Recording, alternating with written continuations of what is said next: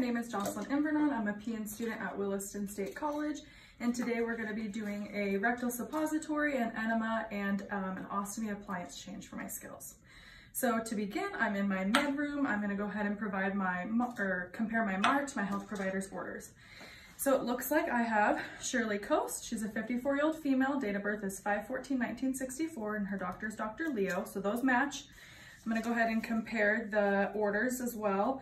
So it looks like he ordered a Docusate Sodium 10 milligram rectal suppository, a Docusate Sodium 10 milligram rectal suppository.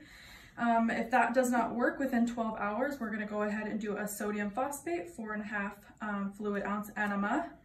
And then record all of the I and O, regular diet as tolerated, and encourage fluids. So those match. I'm also going to make a note that my client has an allergy to codeine. So before I begin, I'm going to go ahead and make sure I have all of my materials.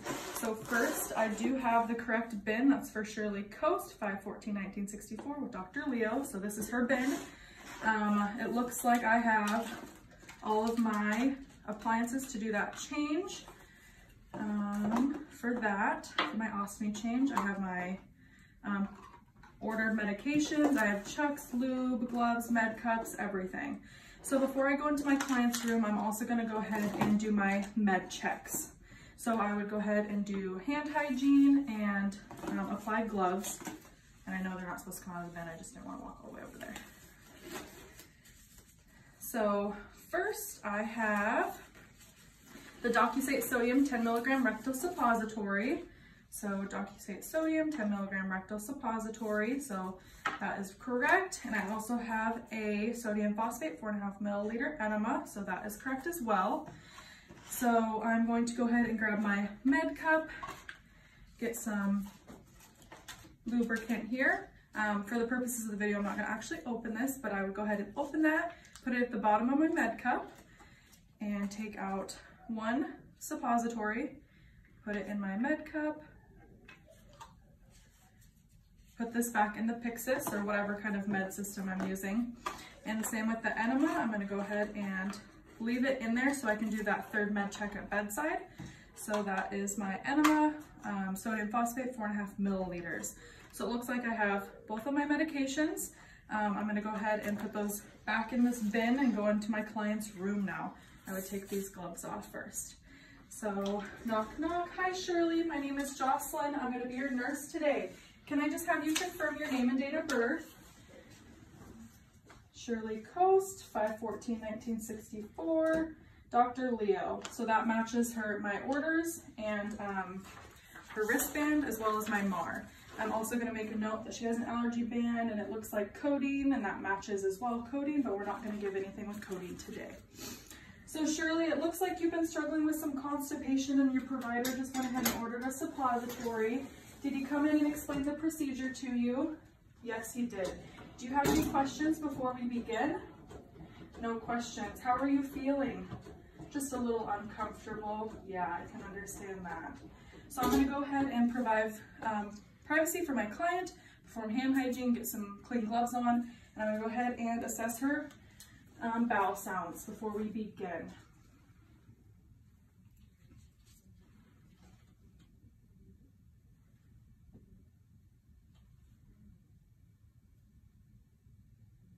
So she has hyperactive bowel sounds in all 4 quadrants. Okay, Shirley, before we begin, I'm just going to go ahead and put you on your left side. I need to put my client into a left sense position. Lower the head of the bed.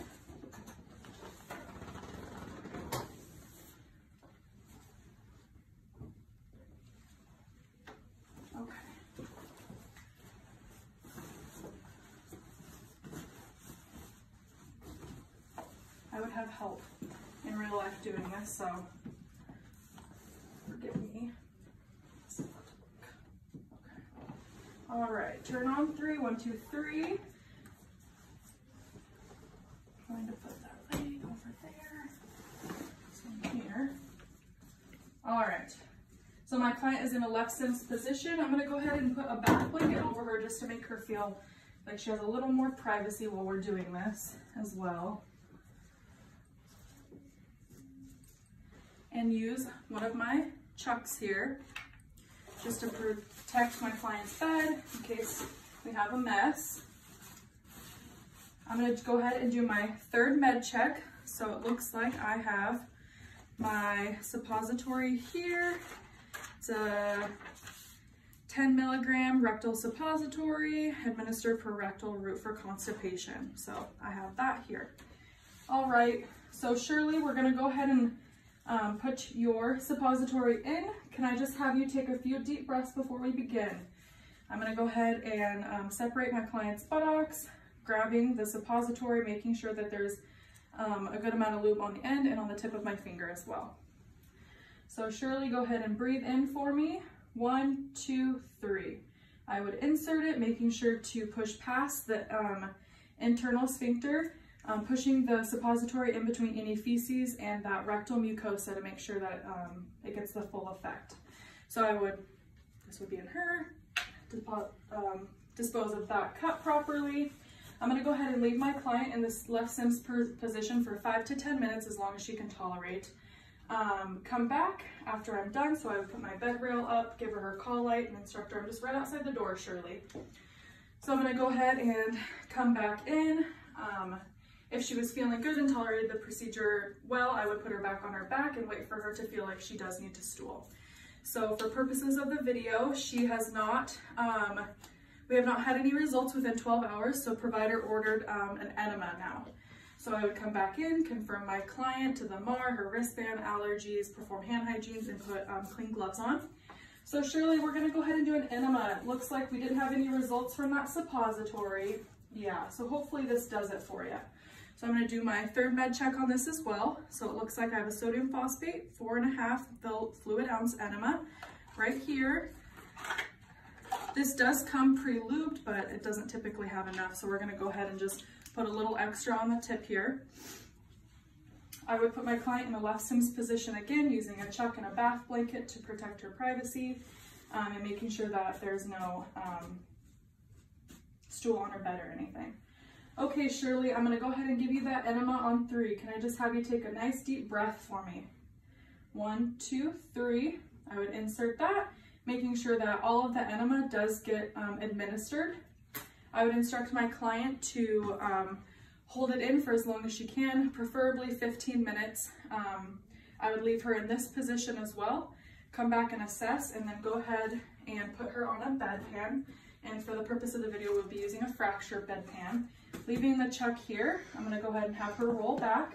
So Shirley, I'm gonna have you roll back on a bedpan since you said that you feel like you could go. Okay, on 3, 1, 2, 3. Perfect. Okay, so I would cover her up with the bath blanket instead of her linens, just in case we do have any sort of mess. I would sit her up in a high Fowler's at 80 to 90 degree angle. I would give her call light, put her bedside rail, and let her know I'd be right outside. So I came back in, and it sounds like she said she was done. So I'm gonna go ahead and get rid of the bath blanket. Okay, Shirley, we're gonna just go ahead and clean you up. And she has belly. There. I'm gonna have you roll to your side on 3, Shirley. 1, 2, 3. Okay, perfect. I would also keep one hand on the bedpan just to make sure that it doesn't tip and spill all over the place. I would get warm cleansing water and use a washcloth to go ahead and wipe the area, and I would do the same thing after I inserted the suppository as well. Making sure that she's clean and dry, dispose of this. I would use this chuck and go ahead and cover this up. I would document how she tolerated the procedure. I would document that what the stool looked like, any odor, the amount, and then get rid of it per facility policy. Have my client lay back down. Perfect. So she's stating that she feels much better. So I would just go ahead and make sure to cover my client up. I would have already taken my gloves off as well too. Putting her bedside rail bring her bedside rail up, and do all of my documentation. So now I'm going to go ahead and do my ostomy appliance change. So I would come in, do the same thing, check my client, perform hand hygiene, put some clean gloves on. So Shirley, it looks like we need to go ahead and change your ostomy appliance. I'm just going to go ahead and look at that first. So I'd provide privacy. I'm going to go ahead and I would note the color of the ostomy itself, the integrity of the skin around it, how it looks, and how my client is feeling. I'm going to also use a chuck and tuck it around the linens just to make sure that nothing gets on her clean sheets. So I would, obviously she would have a bag on, so I would go ahead and use my bedpan and put it next to me. Go ahead and take that off, put it in here just in case I needed to record I&O. To take her faceplate off, I would start at the edges, pull towards the side, use a clean warm washcloth and cleanse the area around the stoma. And it looks like I still have some sticky stuff on there, so I do have a PDI, cleansing wipe, so I would also use that, dispose of that. So I'm going to go ahead and use my measuring tool here to measure the stoma, and it does want to be, we want our faceplate to be 1/8 of an inch larger than the stoma. We don't want to suffocate it or cause any irritation. So it does look like that would be a 45 millimeter. So I'm going to use a pen, use this as well. Get a clean faceplate and open that up. And I'm going to go ahead and mark it on my faceplate here. So I know where to cut. I would clean this up, and it's most likely for just my client, so put it back in her bin and get a pair of scissors here and cut around.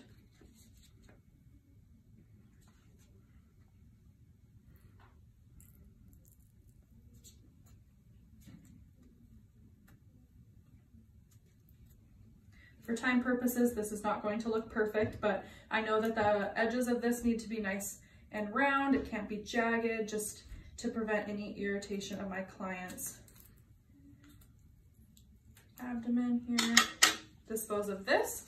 I would go ahead and come to my client and measure that around and make sure it is an appropriate size, and it looks like I did a good job there. So next, I'm going to take the back of this off. I'm going to use an adhesive glue, just using it a nice generous layer along where I cut, not all over the place. I would then use a powder and go ahead and put it around the stoma just to protect that skin around it. And I'm going to go ahead and apply this here around, just gently pushing around it there. And as I was cutting that out, I would use a 4x4 gauze pad and place it over the stoma just in case my client started stooling while it was uncovered. So I would put that in there, and then I'm going to go ahead and get the rest of my appliances. I have a clip here, so I'm going to put it on the end of my bag first so I know that I won't forget to do that when I'm done. And then I would snap it onto that faceplate before making sure that my bag does match that faceplate. They're typically color-coded. There, and that looks good. Does that feel good, Shirley? Awesome. So now I would go ahead and get rid of any waste material. If I needed to, record I&O off that stoma bag, what the stool looked like, the color, the odor. I would also document how my client handled all the procedures that we did today, document any I's and O's, perform hand hygiene, put my client's bedside rail up, give her her call light, make sure she's comfortable, and leave the room.